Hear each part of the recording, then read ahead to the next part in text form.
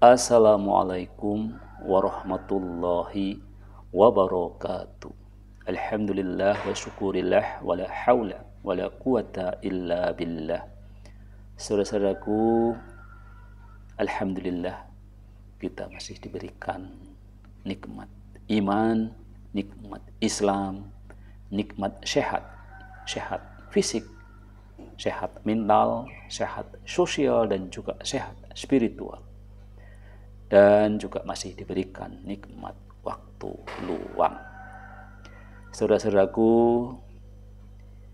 di podcast sebelumnya sudah kita sampaikan tentang bagaimana langkah-langkah kita untuk kita bisa melakukan pertaubatan. Nah, tentu ketika kita sudah lakukan itu semua orang berharap apa yang kita lakukan ini betul-betul bisa diterima oleh Allah Subhanahu wa taala. Mendapat ridho dari Allah Subhanahu wa taala. Dan tentu dalam konteks diterima tidaknya secara pasti kita tidak punya pengetahuan, hanya Allah yang tahu apakah tobat kita diterima atau tidak. Namun demikian, Syekh Ibnu Hajar Al-Asqalani memberikan gambaran tentang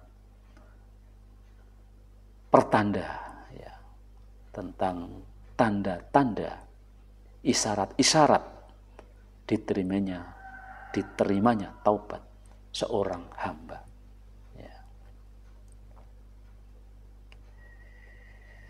Nah, lantas apa itu tanda-tanda seorang hamba yang kemungkinan besar tobatnya diterima, tobatnya mendapat ridho Allah Subhanahu wa taala? Yang pertama, orang yang tobatnya diterima, maka dalam hati seseorang yang bertobat lahir kesadaran bahwa dirinya tidak terpelihara dari dosa. Ini berarti kapanpun dirinya bisa terjerumus lagi ke dalam perbuatan dosa, baik dosa yang telah ditaubati maupun dosa-dosa yang berbeda. Atas dasar itu dia selalu berhati-hati menghadapi hal-hal yang sekiranya bisa mengantarkan dirinya jatuh lagi pada kubangan yang sama dan kembali berbuat nista, berbuat dosa, berbuat kesalahan. Jadi itulah tanda yang pertama adalah dalam hati seseorang yang bertobat lahir kesadaran bahwa dirinya tidak terpelihara dari dosa. Dan itulah juga kenapa kita harus terus bertobat sampai kita di akhir hayat. Tanda yang kedua, menurut Asqalani, kita akan mendapati hatinya sedikit gembira dan banyak bersedih. Hatinya senantiasa menyiapkan dan memikirkan masa depan akhiratnya yang belum mendapat jaminan apa-apa. Apakah hidupnya berakhir dengan membawa iman? Itulah yang selalu direnungkan seorang yang bertaubat, sehingga tak berani meluapkan kegembiraannya secara berlebih-lebihan. Sebagaimana sabda Rasulullah sallallahu alaihi wasallam, siapa saja yang banyak mengingat kematian akan sedikit gembiranya dan sedikit rasa hasutnya.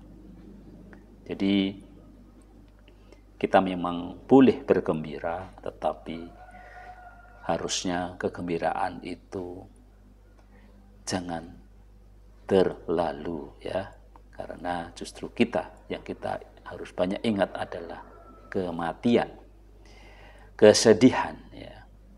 Kemudian tanda yang ketiga, orang yang bertobat lebih dekat dengan orang-orang yang soleh, serta jauh dari orang-orang yang jahat dan buruk perangainya. Di saat yang sama dia menyadari bahwa dekat dengan orang-orang baik dapat mempertahankan kebaikan dirinya dan bisa diingatkan manakala berbuat kesalahan. Sebaliknya, bergaul dengan orang-orang jahat membuka kesempatan bagi dirinya tergerus oleh keburukan mereka, walaupun dia berusaha tidak melakukannya. Benar apa yang disampaikan Rasulullah SAW, yang artinya teman yang baik dan teman yang buruk diibaratkan seperti pembawa minyak wangi dan peniup selongsong api. Pembawa minyak wangi akan menghembuskan aroma wangi kepadamu, sehingga engkau membeli minyak wanginya atau mencium aromanya. Sedangkan peniup selongsong api akan membakar pakaianmu atau engkau mencium bau asap darinya. Hadis riwayat Bukhari dan Muslim. Kemudian tanda tobat kita diterima yang keempat adalah melihat perkara dunia yang sedikit sebagai sesuatu yang banyak di hadapan dirinya. Sebaliknya, melihat perkara akhirat yang banyak sebagai sesuatu yang sedikit. Sang hamba yang bertobat ingat bahwa sedikit apapun kekayaan dunia, halalnya akan dihisap dan dipertanggungjawabkan, sedangkan yang haramnya akan disiksa. Pertanyaan tentang harta lebih berat daripada pertanyaan tentang yang lain. Soal ilmu misalnya hanya ditanya untuk apa ilmu dipergunakan. Sedangkan soal harta akan ditanya dari mana harta itu didapatkan dan untuk apa harta itu dibelanjakan. Tanda yang kelima menurut Asqalani, tobat yang diterima adalah ketika melihat diri dan hatinya sibuk dengan perkara-perkara yang dibebankan Allah kepada dirinya. Sedangkan terhadap perkara-perkara yang tidak dijamin oleh Allah tak sedikit pun meresahkannya. Di antara perkara yang dibebankan Allah adalah tuntutan syariatnya, baik tuntutan untuk dilaksanakan maupun tuntutan untuk ditinggalkan, baik yang bersifat wajib maupun yang bersifat sunnah. Sedangkan perkara yang telah dijamin diantaranya rezeki, umur, jodoh, kematian, dan sebagainya, itu tidak terlalu kita pikirkan ya, karena itu sudah dijamin oleh Allah. Kemudian tanda yang keenam, ya, tanda yang terakhir menurut Asqalani tentang tanda-tanda orang yang diterima tobatnya, yang diridhoi tobatnya adalah selalu menjaga lisan kita. Hal ini lahir dari kesadaran bahwa banyak membicarakan perkara yang tidak berguna sama dengan mengantarkan dirinya kepada pintu kemaksiatan. Sebagaimana diingatkan Rasulullah SAW bersabda, sesungguhnya manusia yang paling banyak dosanya pada hari kiamat adalah manusia yang paling banyak bicaranya dalam kemaksiatan kepada Allah. Hadis riwayat Ibnu Abi Syaibah. Karenanya tidak mengherankan bila menjaga lisan termasuk amal yang paling dicintai Allah. Sebagaimana dalam hadis, amal yang paling dicintai Allah adalah menjaga lisan. Hadis riwayat Al-Baihaqi. Demikian tadi ya, 6 tanda-tanda diterimanya taubat kita. Apakah ada pada diri kita? Mudah-mudahan kalau itu ada dalam diri kita, tentu kita menjadi lebih lega. Namun demikian, kalaupun belum ada dari diri kita, mari kita coba untuk bisa mengkoreksi kembali bagaimana langkah-langkah tobat kita, bagaimana syarat-syarat tobat kita, supaya bisa kita penuhi. Karena hakikat diterima atau tidaknya tobat tentu hanya Allah Subhanahu wa Ta'ala yang tahu.